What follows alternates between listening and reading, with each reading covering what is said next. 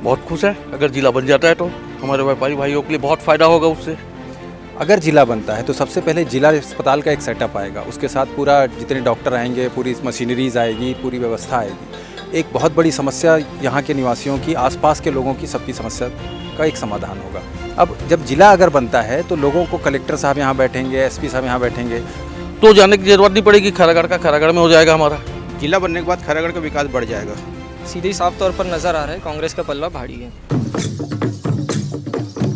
खैरागढ़ उपचुनाव को लेकर अब लगातार सरगर्मी बढ़ने लगी है। राजनीति एक और ज़्यादा हावी होने लगी है। बताया जा रहा है कि जब से ज़िले की घोषणा खुद मुख्यमंत्री भूपेश बघेल ने यहाँ घोषणा पत्र में कर दी, उसके बाद से ही यहाँ पर कांग्रेस का पाला भारी दिखाई दे रहा है। एक तरफ जहाँ कहा जा रहा है कि इससे पहले भारतीय जनता पार्टी के कोमल जंघेल को लेकर के राजनीतिक हवा तेज़ थी, मगर अब ज़िले की घोषणा के बाद कहीं ना कहीं कांग्रेस का पाला भारी दिखाई दे रहा है। हालांकि ज़िला बनाने की मांग कोई नई नहीं है। खैरागढ़ में पहले से ही राजनांदगांव के बाद भी यहाँ ज़िला बनाने की मांग कही गई थी। कवर्धा के समय भी यहाँ ज़िला बनाने की मांग कही गई थी। कई आंदोलन भी हुए। भारतीय जनता पार्टी में 15 साल के कार्यकाल के दौरान भी ज़िला बनाने की बात कई बार चली, मगर अब ठीक उपचुनाव के पहले ज़िला बनाने की घोषणा कर दी। और आज मुख्यमंत्री भूपेश बघेल ने साफ कह दिया है कि अगर 16 तारीख को उनका प्रत्याशी जीतता है तो 17 को वो खैरागढ़ को, छुईकदान और गंडई को ज़िला घोषित कर देंगे। इसे लेकर के हमारे साथ खैरागढ़ के कुछ व्यापारी हैं, उनसे बातचीत करते हैं।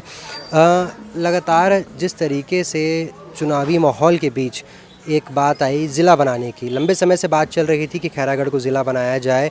आप जो व्यापारी हैं, जो आम लोग हैं यहाँ के, उन्हें बहुत ज़्यादा तकलीफ होती थी। आप कितना खुश हैं इससे? बहुत खुश है। अगर जिला बन जाता है तो हमारे व्यापारी भाइयों के लिए बहुत फ़ायदा होगा उससे। आगे भविष्य व्यापार के लिए बहुत अच्छा है। और बघेल जी ने जो बोला है भाई 24 घंटे में जिले की घोषणा कर दूंगा करके, तो उनका बहुत बहुत धन्यवाद। आगे भविष्य जो है देखो, 16 तारीख को करते हैं नहीं करते 17 तारीख को। पिछले 15 साल से भारतीय जनता पार्टी की सरकार थी यहाँ पे। तमाम हर बार कोमल जंघेल जो इस बार चुनावी मैदान में, उससे पहले भी विधायक थे यहाँ से, पहले भी जो है ज़िला बनाने की बात रखी गई थी, आंदोलन किए गए। तब भारतीय जनता पार्टी का क्या रुझान था और अब फिलहाल घोषणा पत्र के बाद क्या रुझान है? पहले कोमल जंघेल जी का अच्छा था, परंतु घोषणा पत्र के बाद में ऐसा लगता है कि माहौल धीरे धीरे चेंज हो रहा है करके। फिलहाल ज़िला बनाने की बात कही जाए तो व्यापार को लेकर के बहुत सारी बात कह सकते हैं। आप सब व्यापारी हैं। कहा जाता है कि राजनांदगांव जाना पड़ता है, आपको दूर पड़ता है, सारी चीज़ें छुईकदान जानी पड़ती है, आसपास के लोगों के लिए तकलीफ़ होती है। ज़िला बनने के बाद किस तरीके की सुविधाएं यहाँ के लोगों को मिल पाएंगी? देखिए, जिला बनने के बाद बहुत सारी सुविधाएं यहाँ की। यहाँ सबसे बड़ी जो कोई समस्या है वो है हॉस्पिटल की, अस्पताल की। चिकित्सा यहाँ सबसे बड़ी समस्या है। अस्पताल में यहाँ जाके आप देखिए, ना ओटी है, ना कोई भी ऐसी सुविधा है जिसमें अगर अचानक की बहुत बड़ी बीमारी हो जाए या कोई बड़ा एक्सीडेंट हो जाए तो यहाँ के डॉक्टरों के पास कोई सुविधा ही नहीं है। वो बेचारे कुछ नहीं कर पाते, उनको केवल राजनांदगांव आगे रेफ़र करना पड़ता है। अगर जिला बनता है तो सबसे पहले जिला अस्पताल का एक सेटअप आएगा, उसके साथ पूरा जितने डॉक्टर आएंगे, पूरी मशीनरीज आएगी, पूरी व्यवस्था आएगी। एक बहुत बड़ी समस्या यहाँ के निवासियों की, आसपास के लोगों की, सबकी समस्या का एक समाधान होगा। साथ ही खैरागढ़ का जो व्यापार है वो एक लगातार सिमटता जा रहा है। उसका कारण यह है कि बहुत सारी जो यहाँ चीज़ें थी वो धीरे धीरे यहाँ बढ़ती गई। उसके कारण से व्यापार भी अपनी अपनी जगह क्षेत्रीय रूप में चला गया। अब जब जिला अगर बनता है तो लोगों को कलेक्टर साहब यहाँ बैठेंगे, एसपी साहब यहाँ बैठेंगे, तो इन कामों के लिए जो यहाँ से सालेवारा सुदूर 150 किलोमीटर से ज़्यादा की दूरी राजनांदगांव के लिए पड़ती है सालेवारा के लोगों को। इतने दूर उन लोग अपना सब कुछ छोड़ के जाते हैं, वनांचल क्षेत्र के लोग, और उनको इतनी दूरी तय करना नहीं पड़ेगा। सिर्फ शहरी लोगों के लिए नहीं, ग्रामीण लोगों को भी काफ़ी ज़्यादा सुविधाएं मिलेंगी। एक बात आती है सबसे ज़्यादा व्यापारियों को की जब बात आती है, राजनांदगांव लोग जाते हैं सामान खरीदी करने। ज़िला बनने के बाद यहाँ पर जैसे उन्होंने कहा सारी चीज़ें आ जाएंगी, कोर्ट कलेक्ट्रेट सारी चीज़ें यहाँ रहेंगी। इन सब को देख करके आप कैसे देखते हैं? सिर्फ व्यापार को नहीं, बाकी चीज़ों को लेकर के ऑल ओवर क्या समझते हैं? आम आदमी को भी बहुत सुविधा है। जैसे किसी चीज़ के लिए कलेक्टर के पास जाना है या एसपी के पास जाना है तो जाने की जरूरत नहीं पड़ेगी। खैरागढ़ का खैरागढ़ में हो जाएगा हमारा।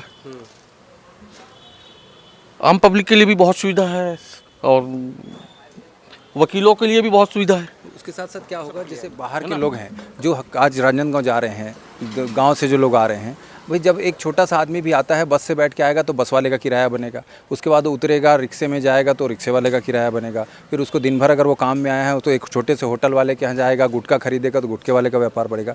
मतलब इससे हर लोगों का जुड़ा हुआ है। फिर वो जब वापस जाएगा तो अपने घर के लिए कुछ खरीद के, कपड़े, बच्चों के लिए मिठाई लेके जाएगा, तो वो सारे इस सब चीज़ों से व्यापार बढ़ेगा। इसका व्यापार में बहुत व्यापक असर पड़ने वाला है और इसका फ़ायदा आज के साथ साथ हमारी आने वाली पीढ़ियों को भी मिलेगा। हमको इसका इस चुनाव में जैसे ही मुख्यमंत्री भूपेश बघेल ने इस बात की घोषणा की तो कहा जा रहा है भूपेश बघेल का ये मास्टर स्ट्रोक कहा जा रहा है इसे, कि किस तरीके से उन्होंने पूरे चुनाव को एक ही झटके में पलट दिया है।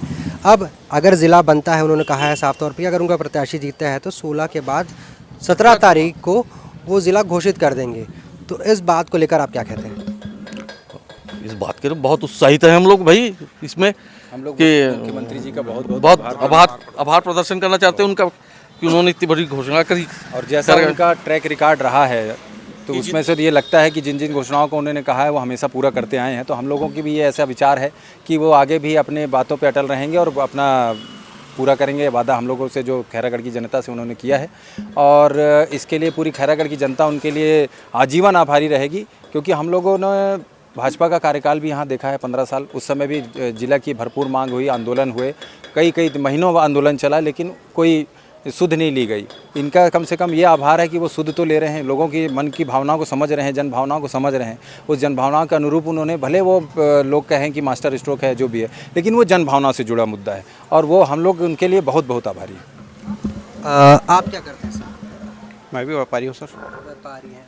साफ तौर पर देखा जा सकता है जैसे कि ये मार्केट है यहाँ का, इसके साथ साथ आसपास की जगह का विकास, अगर मैं पिछले 15 सालों की बात करूँ तो विकास कितना देखने को मिलता है और आपको, और अभी अगर ज़िला बनने के बाद किस तरीके की उम्मीद है आपको? खैरागढ़ का विकास कम हो गया है 15 सालों में। जिला बनने के बाद खैरागढ़ का विकास बढ़ जाएगा। सभी क्षेत्रों का विकास बढ़ेगा इसमें खैरागढ़ में। किस तरह की उम्मीद है आपको इसमें? उम्मीद है इसमें व्यापार के साथ साथ आम पब्लिक को भी पूरी व्यवस्था मिलेगी उनके साथ में। जो दूरी से आते हैं, जो लंबी दूरी तय करते हैं, उनको दूरी कम पड़ जाएगी। वो आसपास के गांव वाले जो हैं अपने नज़दीक में आके अपने काम से वापस घर पहुंच सकते हैं। लंबी दूरी जाने में उनको रात वहां रुकना पड़ता था, उनकी व्यवस्था करनी पड़ती थी। ये सब चीज़ के लिए देखते हुए जिला बनने में खैरागढ़ को बहुत फ़ायदा हो गया। लगातार तमाम तरह की चीज़ों के बीच व्यापारियों का साफ कहना है कि ज़िले की घोषणा के बाद इनके अंदर एक उम्मीद जागी है कि वापस यहाँ पर व्यापार बढ़ेगा, यहाँ के लोगों को सुविधाएं मिलेंगी। सिर्फ शहरी लोगों को नहीं, जो वनांचल क्षेत्र के लोग हैं उन्हें भी तमाम तरह की सुविधाएं मिलेंगी। मगर आखिरी में एक सवाल सबसे ज़्यादा जो आता है कि उपचुनाव के पहले जैसे ही ये घोषणा हुई है, इस घोषणा के बाद चुनावी माहौल पूरी तरह पलट गया है। अब ऐसे में आपको क्या लगता है किसका पल्ला सबसे ज़्यादा भारी है? अभी फ़िलहाल जो सरकार ने जो घोषणा की है वो पूरा करके दिखाएंगे, उस हिसाब से हमें सीधे साफ तौर पर नज़र आ रहा है कांग्रेस का पल्ला भारी है। भाजपा के कैंडिडेट से क्या समझते हैं आप, किस तरीके का माहौल है उनके लिए? उनके लिए तो अब पहले ठीक है, जो भी थी टक्कर थी, अब लेकिन साफ तौर पर नज़र आ रहा है, लोगों की खुशी से झलक रहा है, लोगों की शक्ल से झलक रहा है कि अब कौन बैठने वाला है और क्या होने वाला है। जो हमारे भूपेश बघेल जी बोलते हैं वो करके दिखाते हैं, इतना तो हम जानते हैं और हमें पूरा भरोसा है जो उन्होंने बोला है वो ज़रूर करके दिखाएंगे। लगातार खैरागढ़ के चुनावी रण से हम आपको अपडेट देते रहेंगे। हमारे साथ खैरागढ़ के व्यापारी थे लगातार, और बाकी लोगों से मिलाएंगे उनका क्या रुझान है, ज़िले बनने को लेकर के वो क्या समझते हैं और किस तरीके की सुविधाएं उनको मिलेगी। लगातार खैरागढ़ की अपडेट आप तक पहुंचाते रहेंगे। कैमरामैन मनोज के साथ स्नेहिल। रोचक खबरों के लिए तोपचंद.com को फेसबुक और ट्विटर पर फॉलो करें, यूट्यूब पर सब्सक्राइब करें।